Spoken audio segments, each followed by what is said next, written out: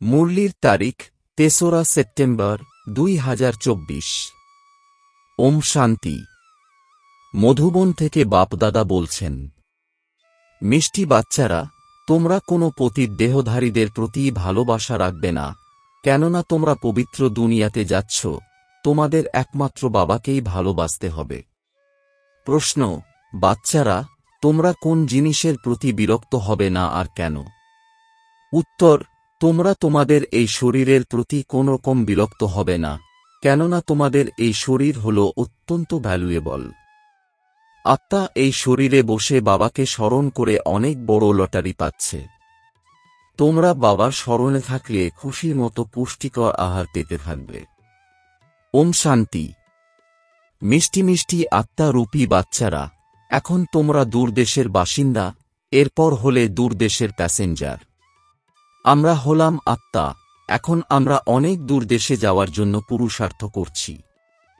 এ কথা কেবল তোমরা আত্মারাই জানো যে আমরা দূরদেশের বাসিন্দা, আর আমরা দূরদেশে থাকা বাবাকে ডাকি যে তুমি এসে আমাদেরও সেই দূরদেশে নিয়ে চলো।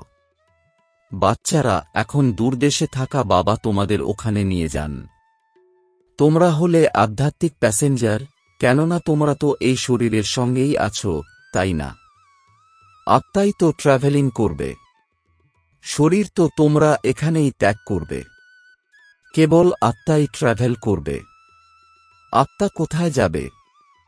নিজের আত্মিক দুনিয়ায়। এ হল শরীরের দুনিয়া আর ওটা হল আত্মাদের দুনিয়া। বাবা বাচ্চাদের বুঝিয়েছেন, এখন তোমাদের ঘরে ফিরে যেতে হবে, যেখান থেকে তোমরা এখানে পার্ট প্লে করতে এসেছ। এ হল অনেক বড় মণ্ডপ বা স্টেজ। এই স্টেজে অ্যাক্ট করে আবার সবাইকে ফিরে যেতে হবে। নাটক যখন সম্পূর্ণ হবে, তখনই তো তোমরা যাবে, তাই না? এখন তোমরা এখানে বসে আছো, তোমাদের বুদ্ধিযোগ কিন্তু ঘর আর রাজধানীর প্রতি।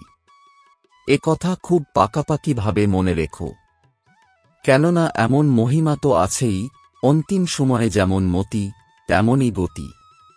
এখন এখানে তোমরা পাঠ গ্রহণ করছ, তোমরা জানো যে ভগবান শিব বাবা আমাদের পড়ান। এই পুরুষোত্তম সঙ্গম যুগ ছাড়া ভগবান কখনোই পড়াবেন না। সম্পূর্ণ ৫,০০০ বছরে নিরাকার ভগবান বাবা একবারই এসে পড়ান। এ বিষয়ে তো তোমরা সম্পূর্ণ নিশ্চিত। এই পাঠও কত সহজ, এখন ঘরে ফিরে যেতে হবে।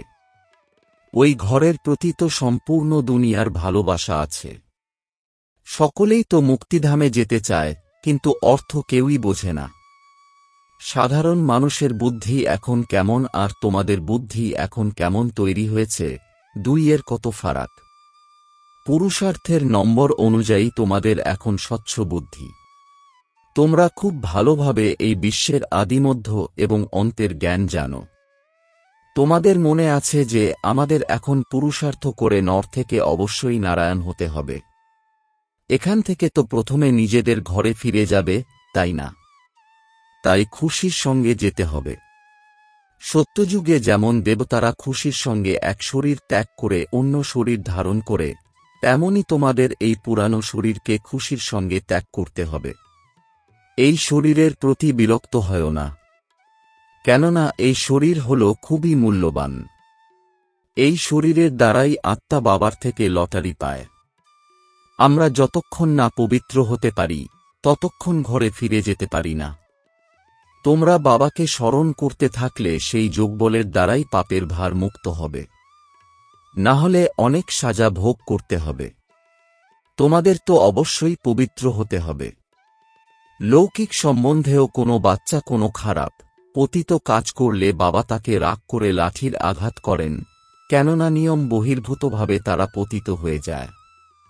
কারোর সঙ্গে যদি নিয়মের বাইরে প্রেমের সম্পর্ক রাখে, তাহলে বাবা মায়ের ভালো লাগে না। অসীম জগতের এই বাবা বলেন, বাচ্চারা, তোমরা তো এখানে চিরকাল থাকবে না। এখন তোমাদের নতুন দুনিয়াতে যেতে হবে। ওখানে কোনো বিকারী পতিত থাকে না। এক পতিতপাবন বাবা এসেই তোমাদের এমন পবিত্র বানান। বাবা নিজেই বলেন, আমার জন্ম দিব্য এবং অলৌকিক, আর কোনো আত্মাই আমার মতো শরীরে প্রবেশ করতে পারে না।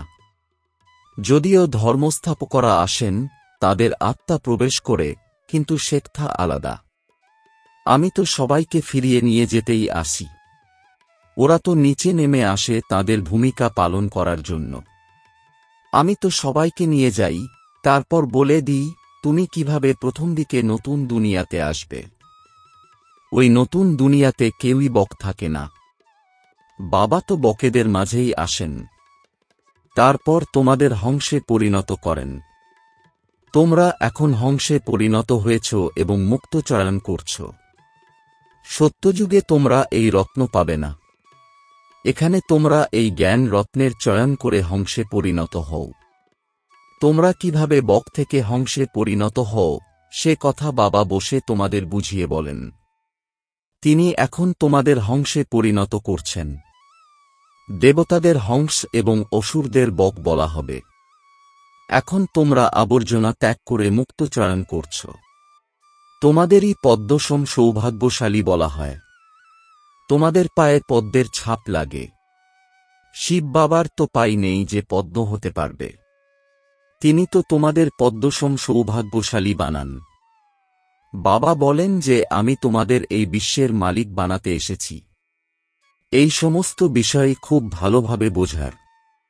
মানুষ তো এ কথা বোঝেই যে একসময় স্বর্গ ছিল, কিন্তু তা কবে ছিল, আবার কিভাবে হবে, সেসব জানে না। বাচ্চারা, তোমরা এখন আলোতে এসেছ। ওরা সব অন্ধকারে আছে। এই লক্ষ্মীনারায়ণ কিভাবে বিশ্বের মালিক হয়েছিলেন, এ কথা জানেই না। এ হল ৫,০০০ বছরের কথা। বাবা বসে বোঝান, তোমরা যেভাবে তোমাদের ভূমিকা পালন করতে আসো, আমিও তেমনই আসি। তোমরা আমাকে নিমন্ত্রণ করে ডাকো, হে বাবা, আমাদের মতো পতিতদের তুমি এসে পবিত্র বানাও। আর কাউকেই এমন বলবে না, এমনকি ধর্মস্থাপকদেরও এমন বলবে না যে এসে সকলকে পবিত্র বানাও। খ্রাইস্ট এবং বুদ্ধকে পতিত পাবন বলবেই না। গুরু তিনি, যিনি সদ্গতি করবেন। তিনি তো প্রথমে আসেন, তাঁর পিছনে সবাইকেই আসতে হয়।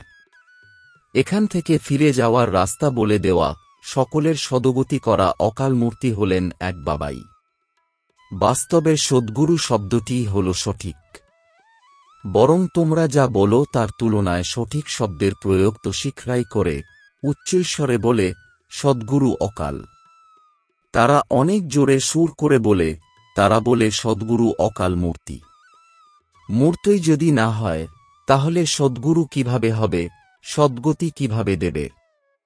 প্রকৃত সদ্গুরু নিজে এসেই তাঁর পরিচয় দেন, আমি তোমাদের মতো জন্ম নিই না। আর তো সকলেই শরীরধারীরা বসে শোনান। তোমাদের অশরীরী আত্মাদের পিতা বসে শোনান। এ হল রাত-দিনের তফাত। এই সময় মানুষ যা কিছুই করে তা ভুলই করে। কেননা তারা রাবণের মতে চলছে, তাই না? প্রত্যেকের মধ্যেই ৫ বিকার উপস্থিত। এখন হল রাবণ রাজ্য, এইসব কথা বাবা ডিটেলে বসে বোঝান। না হলে সম্পূর্ণ দুনিয়ার চক্রের কথা কিভাবে জানা যাবে? এই চক্র কিভাবে ঘোরে, তা তো জানা উচিত, তাই না? এও তোমরা বলো না যে, বাবা তুমি বোঝাও। বাবা নিজে থেকেই বোঝাতে থাকেন। তোমাদের একটি প্রশ্ন জিজ্ঞাসা করার থাকে না। ভগবান তো হলেন বাবা। বাবার কাজ হল সবকিছুই নিজে থেকে শোনানো, নিজে থেকে করা।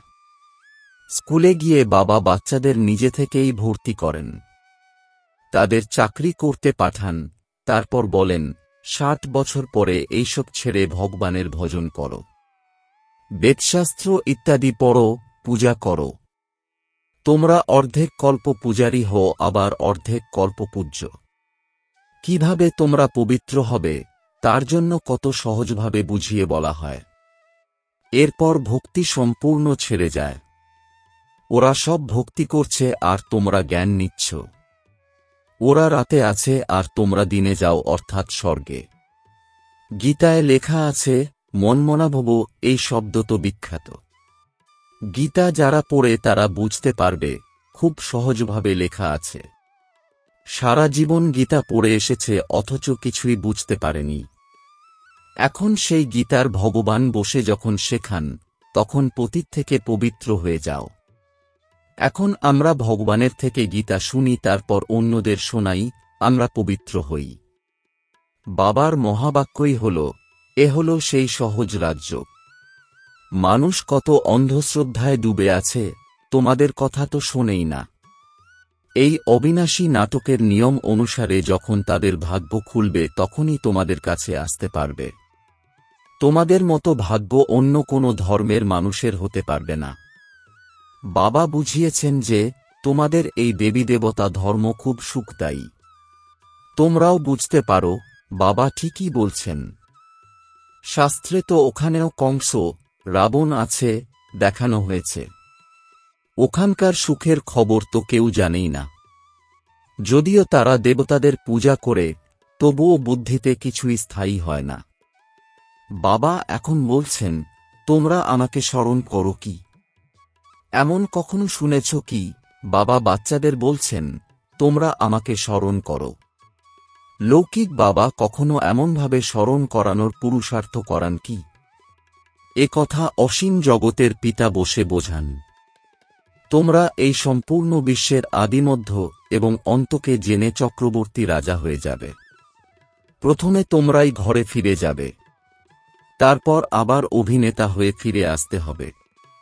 এখন কেউই জানতে পারবে না এ নতুন আত্মা নাকি পুরানো আত্মা। নতুন আত্মাদের অবশ্যই নাম হয়। এখনো দেখো কারোর কত নাম। অনেক মানুষ আসতে থাকে, অনায়াসেই তারা আসতে থাকে, তো সেই প্রভাবও পড়ে। বাবাও এনার মধ্যে অনায়াসেই আসেন, তখন সেই প্রভাবও পড়ে। সেও নতুন আত্মাই আসেন, তাই পুরানোর উপর প্রভাব পড়ে। শাখা প্রশাখা বের হয়ে যায়, তাদেরও মহিমা হতে থাকে। কেউই বুঝতে পারে না এর এত নাম কেন। নতুন আত্মা হলে তার মধ্যে প্রয়াস থাকে। এখন তো দেখো কত মিথ্যা ভগবান তৈরি হয়ে গেছে, তাই তো এমন গাওয়া হয়, সত্যের নৌকা টলমল করে কিন্তু ডুবে যায় না। ঝড় তো অনেকই আসে, কেননা ভগবান তো কাণ্ডারি, তাই না? বাচ্চারাও হেলতে থাকে, কারণ নৌকায় তো অনেক দোলা লাগে। অন্য সৎসঙ্গে তো অনেকেই আসে, কেননা ওখানে তুফান ইত্যাদির কোনো কথা নেই। এখানে অবলাদের উপর কত অত্যাচার হয়, তবুও তো স্থাপনা হতেই হবে। বাবা বসে বোঝান, হে আত্মারা, তোমরা কত জঙ্গলি কাঁটা হয়ে গেছ। তোমরা অন্যকে কাঁটার আঘাত করো, তাই তোমাদেরও কাঁটা লাগে। প্রতিটি বিষয়ের প্রতিদান তো পেতেই হবে। ওখানে দুঃখের কোনো ছিছি কথা নেই, তাই তাকে বলা হয় স্বর্গ। মানুষ স্বর্গ আর নরক বলে থাকে, কিন্তু কিছুই বুঝতে পারে না। তারা বলে অমুকে স্বর্গে গেছে, বাস্তবে এই কথা বলাও ভুল। নিরাকারী দুনিয়াকে স্বর্গ বলা হয় না, সে হল মুক্তিধাম। এরা তবুও বলে স্বর্গে গেছে। এখন তোমরা জানো যে এই মুক্তিধাম হল আত্মাদের ঘর। এখানে যেমন ঘর হয়, ভক্তিমার্গে যারা খুব ধনবান হয় তারা কত উঁচু মন্দির বানায়। শিবের মন্দির দেখো কিভাবে বানানো হয়েছে। লক্ষ্মীনারায়ণের মন্দির যখন বানায় তখন সেখানে কত রত্ন থাকে, সেখানে অনেক ধন সম্পদ থাকে। এখন সবই নকল হয়ে গেছে। তোমরাও আগে অনেক আসল গয়না পরতে, এখন তো সবাই সরকারের ভয়ে আসল রেখে নকল পরে থাকে। ওখানে তো সবই আসল, ওখানে নকল কিছুই হয় না। এখানে আসল থাকা সত্ত্বেও সবাই লুকিয়ে রেখে দেয়। দিন দিন সোনার মূল্য বাড়তে থাকে। ওখানে তো হলই স্বর্গ। ওখানে তোমরা সবকিছুই নতুন পাবে। নতুন দুনিয়াতে সবকিছুই নতুন ছিল, সেখানে অথই ধন ছিল। এখন তো দেখো প্রতিটি জিনিসই কত মূল্যবান হয়ে গেছে। বাচ্চারা, এখন তোমাদের মূলধাম থেকে শুরু করে সমস্ত রহস্য বুঝিয়ে বলা হয়েছে। মূলধামের রহস্য বাবা ব্যতীত আর কে বোঝাবেন? তোমাদেরও তো আবার টিচার হতে হবে। গৃহস্থ জীবনে থেকেও তোমরা কমল ফুলের মতো পবিত্র থাকো। তোমরা অন্যদেরও যদি নিজের মতো তৈরি করতে পারো তাহলে অনেক উঁচু পদ পেতে পারবে। এখানে যারা আছে তাদের থেকেও অনেক উঁচু পদ পেতে পারে। নম্বরের ক্রমানুসার তো আছেই, বাইরে থেকেও বিজয় মালাতে গ্রথিত হওয়া সম্ভব, তা সে 1 সপ্তাহের কোর্স করে বিলেতেই থাকুক বা যেখানেই থাকুক। সমস্ত দুনিয়াই এই খবর পাবে। বাবা এসেছেন এবং বলছেন, কেবলমাত্র আমাকে স্মরণ করো। এই বাবাই হলেন উদ্ধারকর্তা এবং গাইড। ওখানে তোমরা গেলে খবরের কাগজেও অনেক নাম বের হবে। অন্যেরাও একে খুব সহজ কথা মনে করবে, আত্মা আর শরীর দুটো জিনিস। আত্মার মধ্যেই মন এবং বুদ্ধি আছে, শরীর তো জড়। আত্মাই হল অভিনেতা, তাই আত্মাই হল বিশেষ, তাই এখন আত্মাকে বাবাকে স্মরণ করতে হবে। এখানে যারা থাকে তারা ততটা স্মরণ করে না যতটা বাইরে যারা থাকে তারা করে। যারা বাবাকে খুব স্মরণ করে অন্যদেরও নিজের তুল্য বানান, কাঁটাকে ফুলে পরিণত করেন, তারা উঁচু পদ পান। তোমরা জানো যে তোমরাও প্রথমে কাঁটা ছিলে। এখন বাবা অর্ডিন্যান্স জারি করেছেন, কাম হল মহাশত্রু, একে জয় করলে তোমরা জগজ্জিত হতে পারবে, কিন্তু এই লেখাতে কেউ বুঝতেই পারে না। বাবা এখন বুঝিয়ে বলেছেন। আচ্ছা, মিষ্টি মিষ্টি প্রশিক্ষার্থী বাচ্চাদের মাতাপিতা বাপদাদার স্মরণসহ স্নেহসুমন আর সুপ্রভাত। আত্মিক পিতার আত্মিক বাচ্চাদেরকে জানাচ্ছি নমস্কার। ধারণার জন্যে মুখ্য সার: 1. সদা জ্ঞান রত্নের চয়ন করে হংস হতে হবে। মুক্ত চয়ন করতে হবে। আবর্জনা ত্যাগ করতে হবে। প্রতি পদে পদ্মসম উপার্জন জমা করে পদে পদে পদ্মসম ভাগ্যশালী হতে হবে। 2. উচ্চ পদ প্রাপ্তির জন্য শিক্ষক হয়ে অনেকের সেবা করতে হবে। কমল ফুল সম পবিত্র হয়ে অন্যদের নিজ সম বানাতে হবে। কাঁটাকে ফুলে পরিণত করতে হবে। বরদান: তোমার আমার এর দোলাচলকে সমাপ্ত করে দয়ার ভাবনা ইমার্জকারী মার্সিফুল অর্থাৎ করুণাময় ভব। এর বিস্তার: সময়ে সময়ে কত কত আত্মার উপরে দুঃখের ঢেউয়ে আসে। প্রকৃতি কিঞ্চিত দোলাচল হলে, বিপর্যয় হলে অনেক আত্মারা ছট করতে থাকে, মার্সি, দয়া প্রার্থনা করতে থাকে। তো এইরকম আত্মাদের আর্তনাদ শুনে দয়ার ভাবনা ইমার্জ করো। পূজ্যস্বরূপ মার্সিফুলের রূপ ধারণ করো। নিজেকে সম্পন্ন বানিয়ে নাও, তো এই দুঃখের দুনিয়া সম্পন্ন হয়ে যাবে। এখন পরিবর্তনের শুভ ভাবনার ঢেউ তীব্রগতিতে ছড়িয়ে দাও, তোমার আমার দোলাচল সমাপ্ত হয়ে যাবে। স্লোগান: ব্যর্থ সংকল্পের হাতুড়ি দিয়ে সমস্যার পাথরকে ভাঙার পরিবর্তে হাই জাম্প দিয়ে সমস্যারূপী পাহাড়কে অতিক্রমকারী হও। ওম শান্তি।